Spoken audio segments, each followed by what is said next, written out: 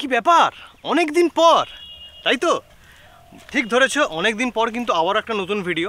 গত 3 মাস কোনো কিন্তু চ্যানেলে ভিডিও নেই। তার মেন রিজন অনেক কটাই আছে, আর একটাও রিজন আছে, সেটা তোমরা ভিডিওর টাইটেল দেখেই বুঝে গেছো হয়তো কী রিজনটা। তো আপাতত যেই ফার্স্ট রিজন যেটা আমি তোমাদেরকে বলবো সেটা হচ্ছে আমি এতদিন কেন প্রেজেন্ট ছিলাম না। তার কারণ হচ্ছে আমার কিন্তু এক্সাম ছিল, কটা এক্সাম মানে পরীক্ষা জাতীয় কিছু মানে বিষয় ছিল যেগুলো আমি ইন্টারভিউ দেওয়ার জন্য আর কি প্রিপারেশান নিচ্ছিলাম। তো আপাতত ইন্টারভিউগুলো হয়ে গেছে, রেজাল্ট এখনও টিল ডেট আসেনি, তো জানি না কখন কি আসবে। তো আপাতত আজকের ভিডিওটাতে ফোকাস করা যাক। আর টাইটেল দেখে নিশ্চয়ই বুঝে গেছো যে কী নিয়ে ভিডিও হতে চলেছে। তো here WhatsApp, welcome to Bongchong, welcome to other video of Bongchong. আর কি, দেখতে থাকো ভিডিওটা, চলো।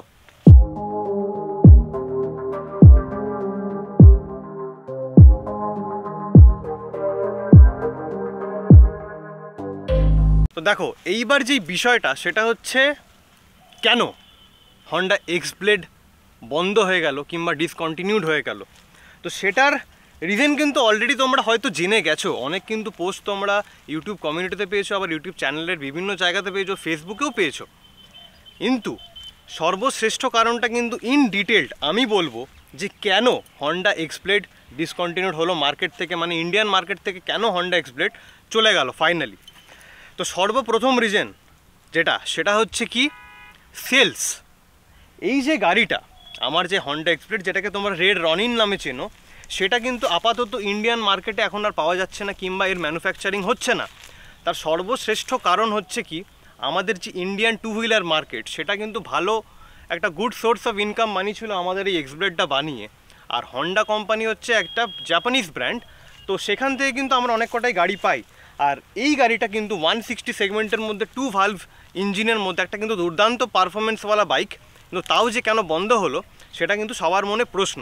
তো সর্বপ্রথম দেখতে হবে, এটার ব্যাপারে একটা বিষয় জানতে হবে, সেটা হচ্ছে এইটার যে পারফরমেন্সটা সেটা কি আদৌ মানানসই আমাদের ইয়ংস্টার যারা আছে, যারা গাড়িটা কিনতে পছন্দ করছে তাদের জন্য কি অ্যাকচুয়ালি এটা মানানসই।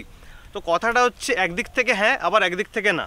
কেন হ্যাঁ, সেটা হচ্ছে এটা লুকস আছে, মানে এই গাড়িটা যখন বেরোয় তো সেটা কিন্তু ডিফাইন করেছিল ট্রান্সফরমার যে সিরিজটা ছিল আমাদের, সেইটার অনুযায়ী কিন্তু এর পুরো ডিজাইনটা, ঠিক আছে। তো এই কারণে কিন্তু গাড়িটা অনেকটাই বিক্রি হয়েছে। আর হ্যাঁ, আর একটা জিনিস সেটা হচ্ছে স্পোর্টিয়ার লুক, মানে অ্যাগ্রেসিভ যেই পজিশন বসার, অতটাও অ্যাগ্রেসিভ নয়, কিন্তু ইয়ংস্টারদের যেগুলো পছন্দ, একটু লুকস থাকবে, একটু বডি গ্রাফিক্স থাকবে, তার মধ্যে একটু অ্যাগ্রেসিভ পোস্টার থাকবে, সেইগুলো কিন্তু প্রত্যেকটাই আমাদেরকে এই হন্ডা ব্র্যান্ড কিন্তু আমাদের এই গাড়িটার মধ্যে তুলে ধরেছিল। এইবার বলি যে কেন না, কারণ হচ্ছে দেখো, হন্ডার কিন্তু মোস্ট সেলিং বাইক হচ্ছে কিন্তু SP125, এটা তোমরা মানো কি মানো না আমি জানি না। আর একটাও মোস্ট সেলিং বাইক আছে, সেটা হচ্ছে এইটাই 160 সেগমেন্টে, সেটা হচ্ছে কিন্তু হন্ডা ইউনিকর্ন, ঠিক আছে।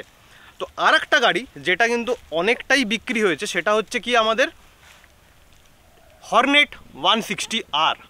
তো হর্নেট 160R আর আমাদের হন্ডা ইউনিকর্ন, এই দুটোর গাড়ির মাঝখানের কিন্তু যেই সেগমেন্টের গাড়িটা পড়ে সেটা কিন্তু হচ্ছে আমাদের এই হন্ডা এক্স ব্লেড। তো এই কারণেই কিন্তু গাড়ির সেলসটা অনেক কিন্তু কমে গেল, কারণ যেই জিনিসটা মানুষ কিন্তু কিনছে বেশি কি হন্ডা ইউনিকর্ন আর SP125, আর যারা 160 লাভার তারা কিন্তু পছন্দ করছে একটু নেকেড ভার্সন আর একটু খোলা চেন মডিউল টাইপের একটা ব্যাপার, সেটা কিন্তু পাচ্ছে তারা হর্নেটে। তো ওই কারণে কিন্তু ম্যাক্সিমাম ইয়ংস্টাররা ফোকাস করে যাচ্ছে ওইদিকে।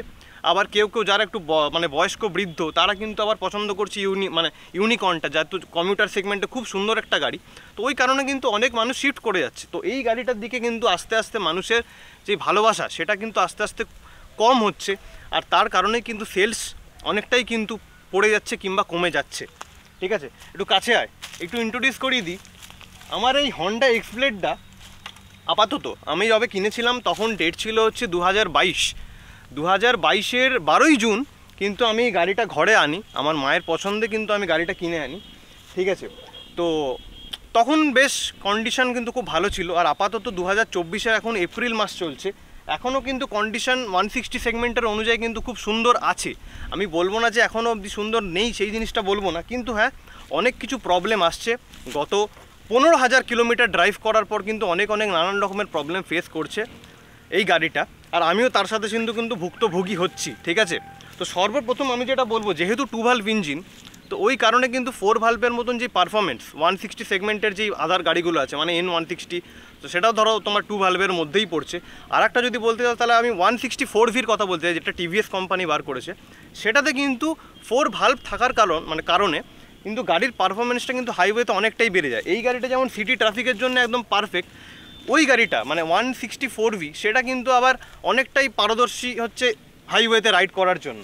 তো এই বিভিন্ন রিজনের জন্য কিন্তু গাড়িটার একটা মাইনাস পয়েন্ট আমি দেখতে পাচ্ছি এই গাড়িটার মধ্যে। আর আপাতত তো এখন ফাইনালি ইন্ডিয়ান মার্কেট থেকে বন্ধই হয়ে গেছে, পুরোপুরি উঠেই গেছে, গাড়িটা নেই। এখন কি এসছে এসপি, বাবা ক্যামেরার মধ্যে আবার কি ঘুরে বেড়াচ্ছে, দাঁড়াও এটা সরিয়ে দিই। হ্যাঁ, তো ক্যামেরার মধ্যে একটা পিঁপড়ে ছিল, তো পিঁপড়ের কখন পাকা গজায়, যখন মরিবার তরে। তো কখন এই গাড়িটা কিন্তু এখন পাকনা গজিছে মরিবার তরে, মানে অলরেডি কিন্তু ডেড। ইন্ডিয়ান মার্কেটে এই জিনিসটা অ্যাভেলেবেল নেই, তাই বলে কিন্তু আর দেখতে পাচ্ছি না। দুঃখের বিষয়, বাংলাদেশে কিন্তু যখন অ্যাভেলেবেল হলো তার কিছু মাস পরেই কিন্তু এই গাড়িটা ইন্ডিয়ান মার্কেট থেকে টোটালি ডিসকন্টিনিউড হয়ে গেল। তো এইটা একটা চাপের ব্যাপার। তো একটা কাজ করো, ছোটো মতন একটা সিনেমেটিক দেখে নাও গাড়িটার, তারপরে কিন্তু তোমাদের সাথে আরও একটু বিষয় কথা বলবো। দেখতে থাকো, আমার দিকে তাকিয়ে আছো কি?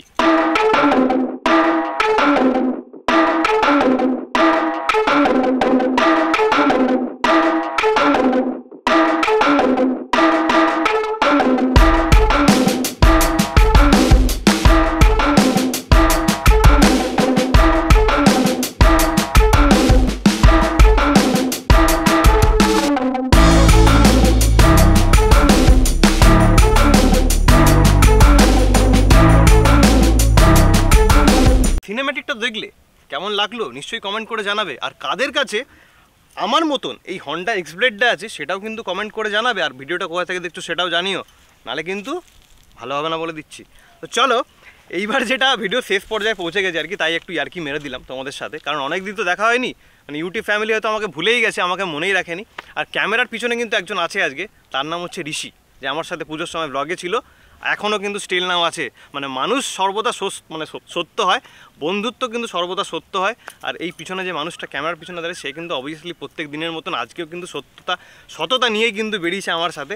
তো যাই হোক, এইবার গাড়িটার ব্যাপারে একটু ছোটো মোটো ইনফরমেশন দিই। সেটা হচ্ছে গাড়িটার কত বিএইচপি, কত নিউটন টর্ক মিটার সবাই জানো হয়তো, আই গেস, তাও একবার বলে দিই। দেখো, এটা 13 বিএইচপির গাড়ি কিন্তু, ঠিক আছে। আর 14 নিউটন মিটার কিন্তু টর্ক দেয় 5,500 আরপিএমে, ঠিক আছে, এইটুকু তোমাদের বলে দিলাম। আর গাড়িটার যেটা সিসি মানে কিউবিক ক্যাপাসিটি, সেটা কিন্তু হচ্ছে আমাদের 162, যদিও 160 কম মানে সিসির গাড়ি বলে, কিন্তু 162 থাকে গাড়িতে।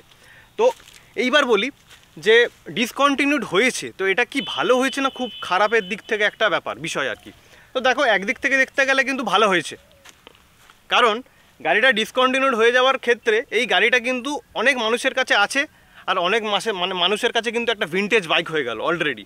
কারণ এই বাইকটা যদি তুমি ঘরে একটা রেখে দাও, তোমার যারা পরবর্তী জেনারেশন হবে তারা কিন্তু জিজ্ঞেস করবে যে বাবা, কাকা, দাদু, এই বাইকটা কি বাইক, কীভাবে বেরিয়েছিল, কি এর হিস্ট্রি, সব কিছু কিন্তু তখন তোমরা খোলসা করে বলতে পারবে এই জিনিসটা।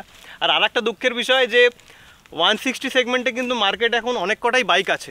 তুমি বাজাজ দেখো, টিভিএস দেখো, আরও জিক্সার দেখো, 155 যেটা মানে সুজুকির আর কি, সব কিছু সেগমেন্টের কিন্তু একটা করে আছে, ঠিক আছে। আর আপাতত এখন যেটা একটা হাস্যকর বিষয়, সেটা হচ্ছে দেখো, ইয়ংস্টাররা যে জিনিসটা পছন্দ করে না, সেই জিনিসটা কিন্তু এরকম একটা অ্যাগ্রেসিভ লুক কিন্তু পছন্দ করে। তো সেই লুকটা হয়তো আমরা পাচ্ছি না, আর এই গাড়িটাকে হয়তো আমরা চোখে দেখতে পারবো না ইন ফিউচার, কোনো দিনই হয়তো মার্কেটে আর আসবে না, যদিও আসতেই পারে। তো তখন আমরা এই বিষয়টা নিয়ে আবার আলোচনা করব।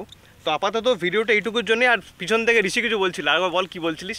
বললাম ইয়ামাহার বাইকটার নাম বলে দাও। না, ইয়ামাহা তো দেখো R15 যেটা ওটা না, ওটা তুই 150 সেগমেন্টে যদি ধরিস তাহলে ঠিক আছে। ও আর কি R15 বলছিল, কিংবা MT-15 বলছিল, তো সেইগুলো কিন্তু 155 সিসি সেগমেন্টের মধ্যে কিন্তু পড়ছে। এটা 160 সেগমেন্টের মধ্যে পড়ছে না। বিলো 160 সেগমেন্ট যদি ধরতে হয় তাহলে আমি বলবো আবার পিঁপড়াটা এসে জ্বালাচ্ছে। সত্যি আমারও মনে হচ্ছে যাওয়ার সময় হয়ে গেছে। তো এরকমই একটা ব্যাপার, মানে ভিডিওটা শেষের দিকে আর কি, তাই আর কি পিঁপড়াটাও চলে এসছে আমাদের শেষ করার জন্য, মানে আমাদের শেষ করার জন্য না, ভিডিওটা শেষ করার জন্য। তো চলো, দেখার জন্য অসংখ্য ধন্যবাদ ভিডিওটা। আর ভিডিওটা এইটুকুই ছিল, দেখার জন্যে তোমাদের কাছে খুব ভালোবাসা রইলো। আর মন খুলে বলছি যে আমাদেরকে এইভাবেই সাপোর্ট করেছেও, প্রত্যেকটা ইউটিউবারের মতন যেমন করছো, নাহলে কিন্তু পেঁপে দিয়ে চেপে দেবো। তো চলো, আপাতত আজকের মতন বাই, দেখা হচ্ছে অন্য একটা দিনে অন্য একটা বাইকের ভিডিও নিই কিংবা অন্য কোনো ভিডিও দেখা হতেই পারে, কোনো ঠিক নেই আমাদের আমরা কী ভিডিও বানাবো। তো চলো, this is Bongchong signing over today, good by.